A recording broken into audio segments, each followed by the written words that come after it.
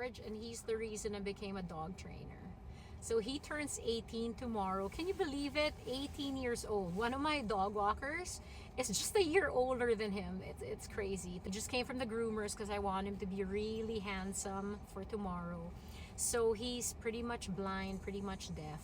He wears a diaper, you can't see it. I think he has dementia, like for real. So the story of George is that I gave him as a gift to someone. I don't usually encourage people to give dogs as gifts, especially if the person receiving the gift isn't expecting to have a dog. But in their case, they actually wanted him, but I just happened to have the funds for it. Then a year and a half later, they couldn't really take care of him anymore because they were moving. I gladly took him in. I had him trained in the only kind of training that I knew, which was basically using a choke chain, because two of my dogs prior to that were trained that way, and there was no problem with the previous dogs because they complied and they barely got choked. But he was really struggling through that training. Fortunately, I was able to find a facility in Manila where I'm from. It was called Better Dog at that time. Incidentally, it was owned by a couple that I had known since I was 21, but I didn't know that they were into dog training and dog grooming. They had put up that facility. They were both US trained, so it is very much, the kind of training and grooming that I am familiar with here in the US these days. So I enrolled him in a basic obedience training. I mean, he barely graduated that basic obedience course. There really was something wrong with him. I mean, I've admitted in a previous video that I also did not give him the mental stimulation or physical exercise that he needed. I mean, that remains to be true, but there was something wrong with him, and I could not put my finger on it.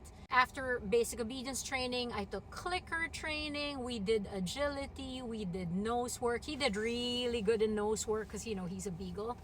But, I mean, I basically tried to enroll him in every possible course that I could take.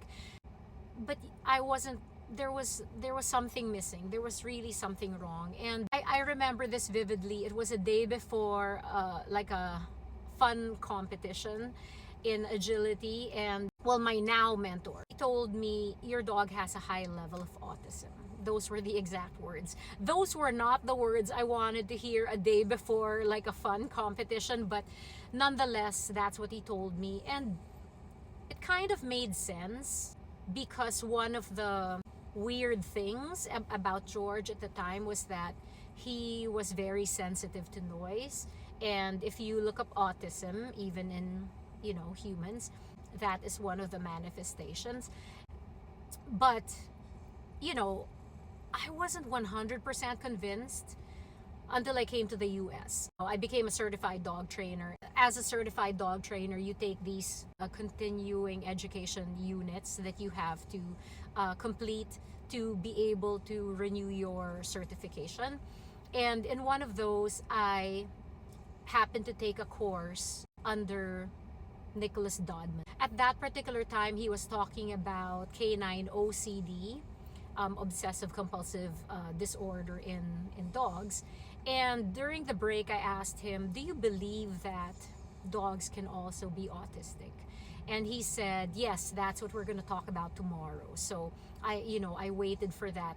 And he talked all about canine autism, and it was like listening to him describe my dog. So in addition to canine autism, George also has something called dominance aggression. Now, I made the mistake of breeding him anyway. So he actually has 7 kids, and one of them is my Milan. She is my working dog. She's my puppy, forever puppy. She's now 13 and a half. She's my training partner. She's the love of my life. I don't know what I would do without her. I feel bad that she is now starting to age a little bit. I remember though that when they were born, all 7 of them, I kept checking if any of them had autism. and it doesn't seem like they did. But a lot of them, if not all of them, did get the aggression.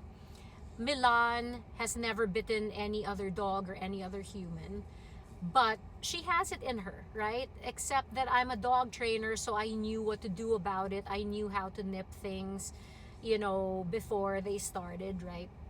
And so I feel that she is the best that she can be. In the words of my mentor, he said George has dominance aggression and Milan just has the dominance, right? She's not dominant aggressive. Now, a lot of dog trainers will don't believe in dominance aggression. They will dispute that there is such a thing. They will dispute that there's such a thing as dominance, but we can agree to disagree. George's autism has nothing to do with his dominance aggression, and his dominance aggression has nothing to do with his autism. However, his autism just makes things harder, right? So he's turning 18. I got him when he was about a year and a half. And I've been living the past, I guess, 16 and a half years with a dog with special needs. I think I've been a better dog trainer in terms of behavior because I have taken care of George and Chance, who just passed away last October. Chance was severely anxious. So I do believe that I became a much better dog trainer because of 2 out of the 3 dogs that are special needs. I can talk about canine autism and dominance aggression at length in another video, but today I just wanted to introduce all of you to George. He's turning 18 tomorrow, and I don't know how long he's going to last, but I'm trying to enjoy every bit of whatever life he has left. And there are good days and bad days. In the past, I would say 6 or 9 months, I have said, oh, I think today's the day, but then and then he bounces back, and he's really strong, and I love him to pieces, and he definitely changed my life. Despite all of the bites that I had when I wasn't a dog trainer yet, this guy changed my life. I wouldn't be where I am today if not for him. So I just want to introduce you all to George and wish him a happy 18th birthday tomorrow.